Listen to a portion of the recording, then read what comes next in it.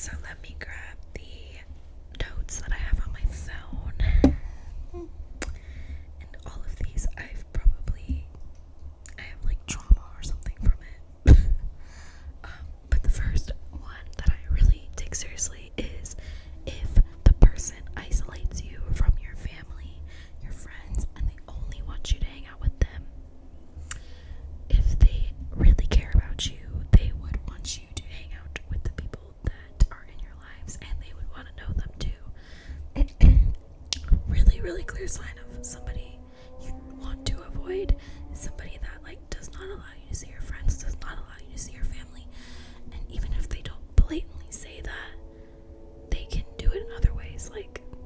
They'll just slowly isolate you from everybody you know, and that's just so fucking scary because this happened to me, and I was only hanging out with this one person, and it completely hurt my relationship with everybody else. So you definitely want to stay away from people like that because it is honestly kind of abusive. And someone that really cares about you wants to obviously meet your family and friends and hang out with them, and they want to support you and want you to hang out with them. So that's my first one. Another one that I fucking hate is somebody who will say something kind of underhanded, they'll insult you and then be like, oh my god, I'm just kidding, because they're not kidding. We know you're not kidding. It's like teasing you, but in a really mean way, and you know it's not a joke.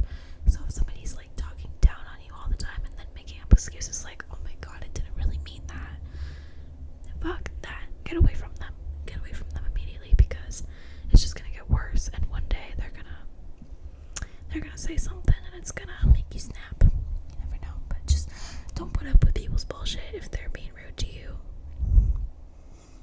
There's another fish in the sea, my friend. Another one is kind of weird because you should want somebody with a career, but if the person cares more about their career than you, and they're working all the time and they don't ever have time to see you because they're always working, you really gotta ask yourself if that's somebody that you want to be with. And I totally support anybody who wants to work a lot and make money. I'm all for it. I do the same thing. I work all the time, but I also set aside a lot of time during my week for the people that I love and care about. And if they're making excuses or constantly flaking on you, that is a huge red flag to me, because it just shows that they're unreliable. If you guys have plans and all of a sudden they're like, no, I'm working late, can't come. Goodbye. Nope, not happening.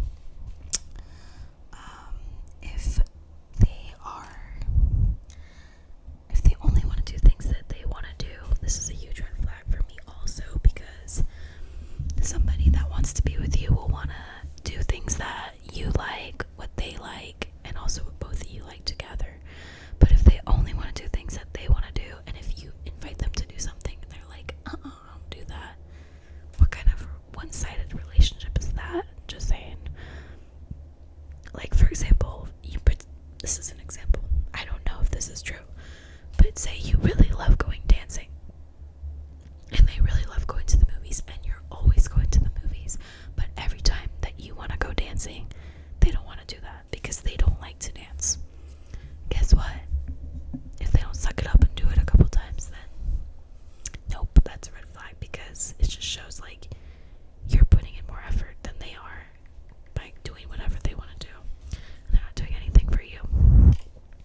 So I don't like that. It's all about compromise and doing things that both people like. Real talk. Sorry, my phone shut off.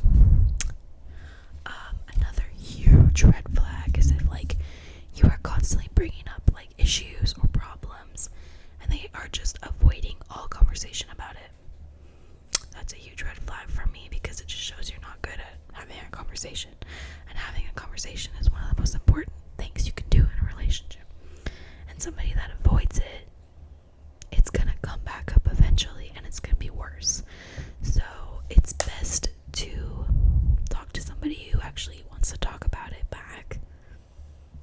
somebody that doesn't want to talk about it. They don't care about you. They don't give a shit about you. Sorry, that was a little savage.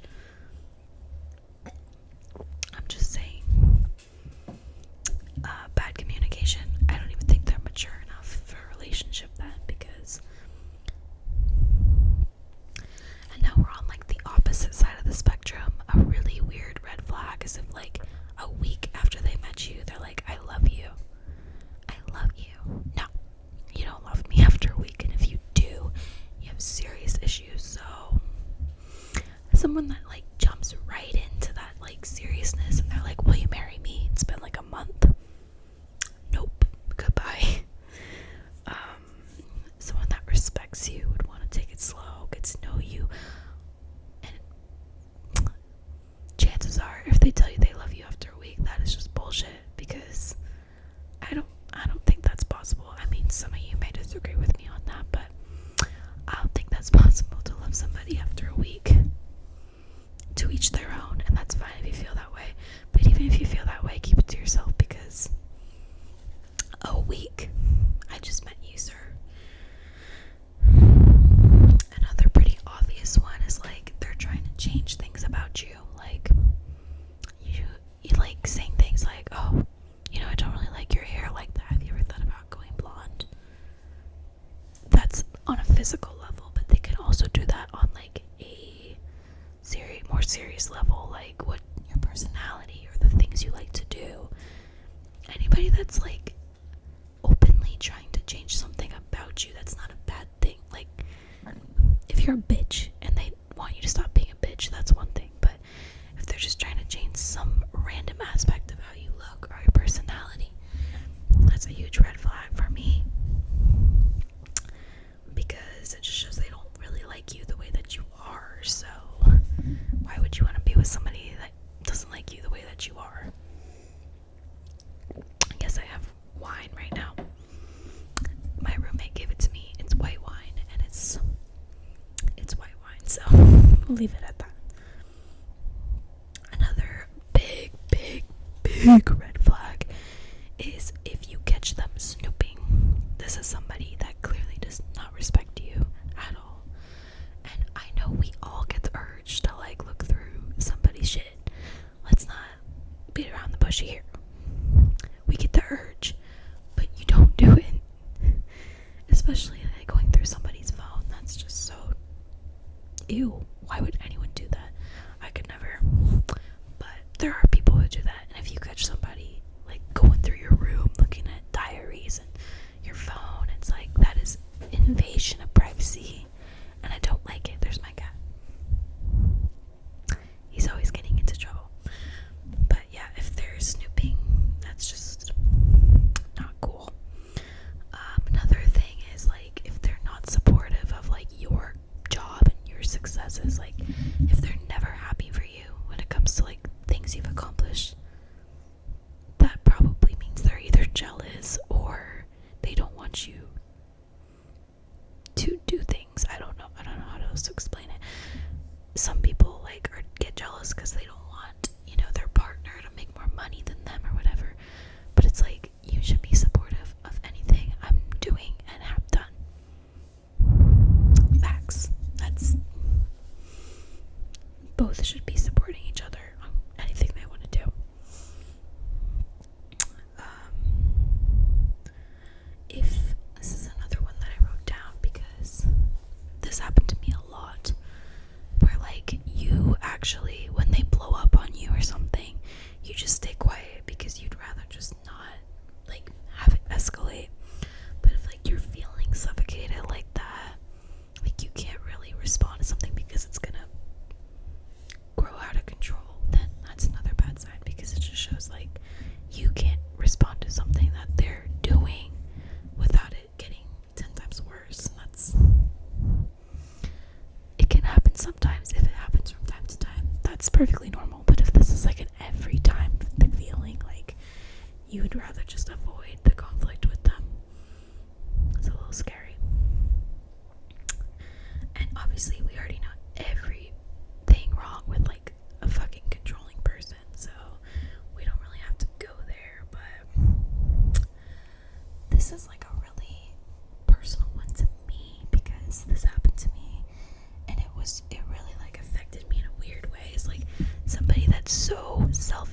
self-sabotaging that it like rubs off on you.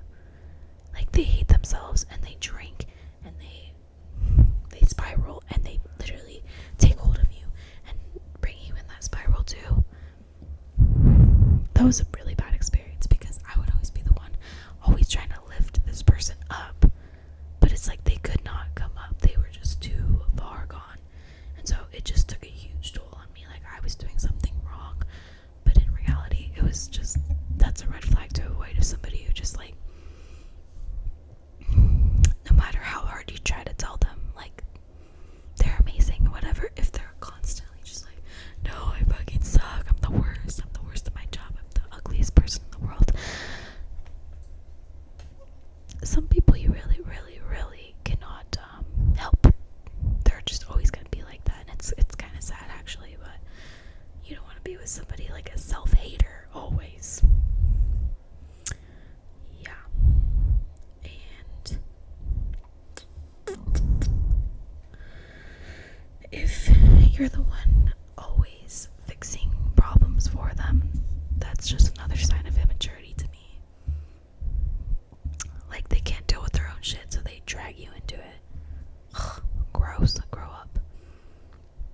I don't have time for that. Oops, sorry, I forgot to grab my mic. The setup in here is weird. I'll do a couple more. Another one is somebody that is constantly talking shit about their exes or their friend or their ex-friends, because usually when somebody's like that angry about somebody still, like they're either still feeling some type of way about this or they're like angry about something that happened. But usually when someone's going to that extreme to keep talking shit about somebody, it might have been something they did also. So I've noticed that somebody that's constantly doing that, like 1 or 2 times is fine, but if like they gotta face their issues, not drag you into it, and they probably still harbor some type of feelings for this. Another one is, where did it go? I lost where I was. Obviously anybody that's like super narcissistic is just a no from me. Like if they only talk about themselves, they never ask you anything about yourself, then they really don't care. Sorry.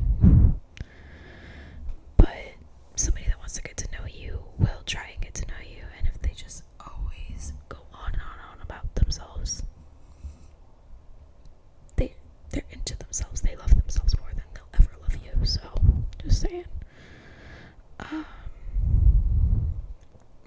People that can never own up to like something they did wrong.